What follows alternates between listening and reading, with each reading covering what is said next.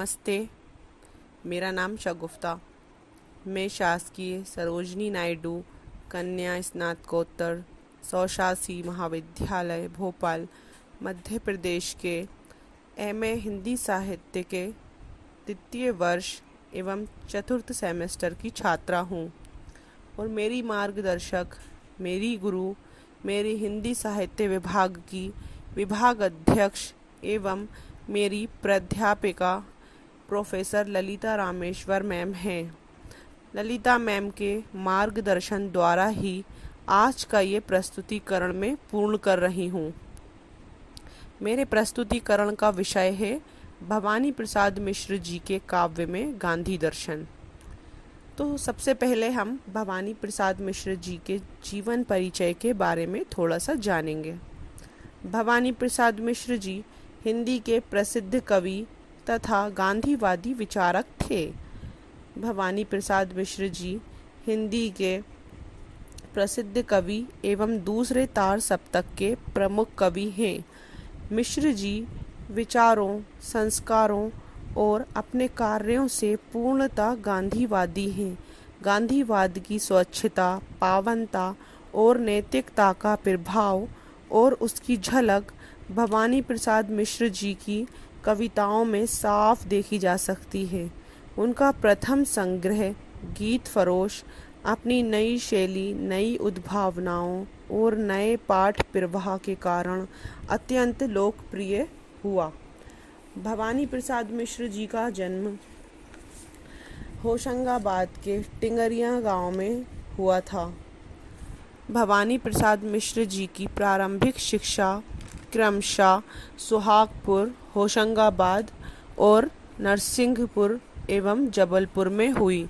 उन्होंने हिंदी, अंग्रेजी और संस्कृत विषय लेकर बीए पास किया। भवानी प्रसाद मिश्र जी ने महात्मा गांधी के विचारों से प्रेरित होकर शिक्षा देने के विचार से एक स्कूल खोल लिया था। भवानी प्रसाद मिश्र ने कविताएं लिखने की शुरुआत लगभग 1930 से की थी और कुछ कविताएं तो उन्होंने हाई स्कूल पास करने से पहले ही प्रकाशित कर दी थीं। तो आज के विषय के बारे में हम बात करते हैं। आज का विषय है भवानी प्रसाद मिश्र के काव्य में गांधी दर्शन। भवानी प्रसाद मिश्र जी हिंदी के ऐसे आधुनिक कवि हैं जिनके विचारों और काव्य सर्जन में गांधी का प्रभाव स्पष्ट परिलक्षित होता है। भवानी प्रसाद मिश्र जी सत्यम शिवम सुंदरम के सिद्धांत में विश्वास रखने वाले एक आदर्शवादी और आशावादी कवि के रूप में जाने जाते हैं। इसी संदर्भ में डॉक्टर भगीरथ मिश्र का कथन उल्लेखनीय है। भवानी प्रसाद मिश्र की चेतना मूलतः आशावादी और कर्मण्यता परक है। प्रस्तुतिकरण में हम उनकी आस्था और विश्वास को कविता के माध्यम से समझ सकते हैं। सन 1951 में अज्ञे द्वारा संपादित दूसरे सप्तक के प्रथम कवि भवानी प्रसाद मिश्र जी को सहजता का कवि कहा जाता है। जिस समय छायावादी कविता काव्य में अपना श्रेष्ठतम योगदान दे रही थी, ऐसे समय में भी भवानी प्रसाद मिश्र जी ने परंपरावादी अन्य कवियों की तरह सूर्यकांत त्रिपाठी निराला जी, जयशंकर प्रसाद जी और सुमित्रा नंदन पंत जी का अनुकरण नहीं किया, अपितु सर्वथा भिन्न दृष्टिकोण अपनाकर अपने मौलिक भावों को कविता में सरल अभिव्यक्ति प्रदान की। अभिव्यक्ति का सरलतम रूप उनकी विशेषता बन गया और उसे लोगों ने भी बहुत ज़्यादा पसंद किया। इसी कारण उनकी कविता में चिंतन से अधिक अनुभूति दिखाई देती थी। इसी क्रम में भवानी प्रसाद मिश्र जी अपने दर्शनवाद और टेक्निक के विषय में कहते हैं, दर्शन में अद्वैतवाद में गांधी का और टेक्निक में सहज लक्ष्य ही मेरे बन जाएं, ऐसी कोशिश है। भवानी प्रसाद मिश्र जी की विभिन्न काव्य कृतियों में गांधी दर्शन देखने को मिलता है। उदाहरण के लिए उनकी कुछ काव्य कृतियाँ इस प्रकार हैं। पहली चकित है दुख, जो कि सन 1968 में प्रकाशित हुई। दूसरी गांधी पंचशती, जो कि सन 1969 में प्रकाशित हुई। तीसरी कृति जो है वो है अनाम तुम आते हो, जो कि 1976 में प्रकाशित हुई। चौथी कृति जो है वो है परिवर्तन जिए, जो कि 1976 में प्रकाशित हुई। पांचवी कृति जो है उसका नाम है त्रिकाल संध्या, जो कि 1968 में प्रकाशित हुई।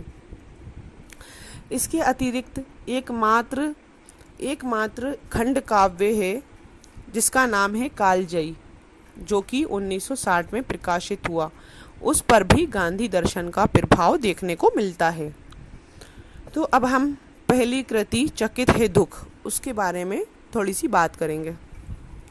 चकित है दुख 1968 में प्रकाशित हुई। चकित है दुख 65 कविताओं का एक संग्रह है। इस संग्रह की रचनाएं घोर व्यक्तिवादी चेतना के विरुद्ध सामाजिक चेतना का ठोस आग्रह लिए हुए हैं। इस संग्रह की एकमात्र कविता इस परिस्थिति को शब्द दो, इस संग्रह की जो एकमात्र ऐसी कविता है जिसका नाम है इस परिस्थिति को शब्द दो, में कवि ने युद्ध का विरोध करते हुए प्रण किया है कि अब हम कभी भी युद्ध नहीं होने देंगे, क्योंकि युद्ध सदा से ही हिंसा और विनाश का पर्याय माना गया है। एक एक करके 50 करोड़ स्वर उठे शांति के, एक एक करके 50 करोड़ स्वर उठे शांति के, दिशाओं को लहू लोहान नहीं होने देंगे, बस्तियों को मसान नहीं होने देंगे। दूसरी जो कृति है वो है गांधी पंचशती, जो कि सन 1969 में प्रकाशित हुई। गांधी पंचशती में गांधी दर्शन और विचार को आधार बनाकर भवानी प्रसाद मिश्र जी ने लगभग 508 कविताओं का संकलन किया है। मिश्र जी का कहना है कि गांधी पंचशती में उन्होंने गांधी जी के विचारों पर कविताएं लिखी हैं।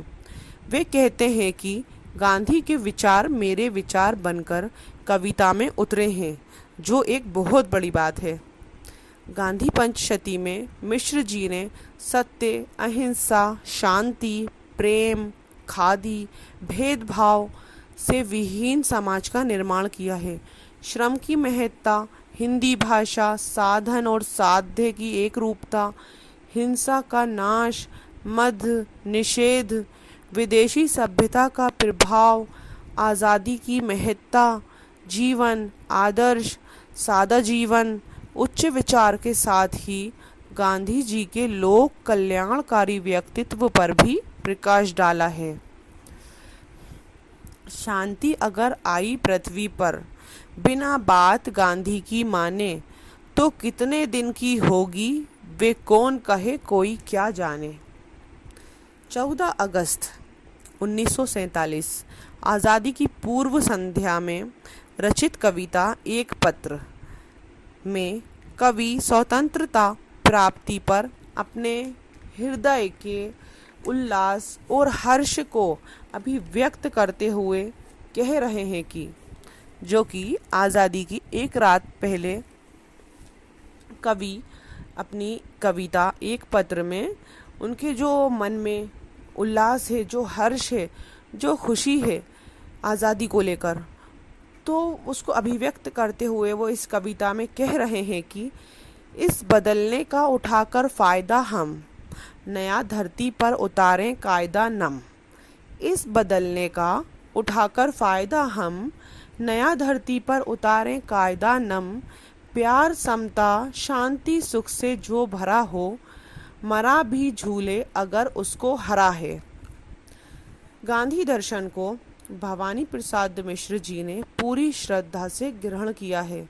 गांधी जी की दृष्टि ने विज्ञान की विभीषिकाओं को देख लिया था।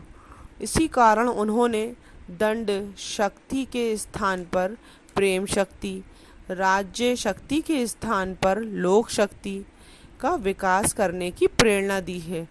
भवानी प्रसाद मिश्र जी के काव्य का उज्ज्वलतम पक्ष मानवीय मूल्यों की स्थापना के साथ ही सह अस्तित्व की भावना है। अतः वचन छाया में वे कहते हैं कि जियो और जीने दो, जियो और जीने दो, प्रभु बरसा रहे हैं जो सुधा, सो सबको पीने दो। भवानी प्रसाद मिश्र जी ने अपनी कविताओं के माध्यम से न केवल मानव जगत को बल्कि गांधी दर्शन की महत्ता का आभास कराया है, वरन अपनाने की भी सीख दी है। कालजयी, कालजयी जो कि 1980 में प्रकाशित हुआ।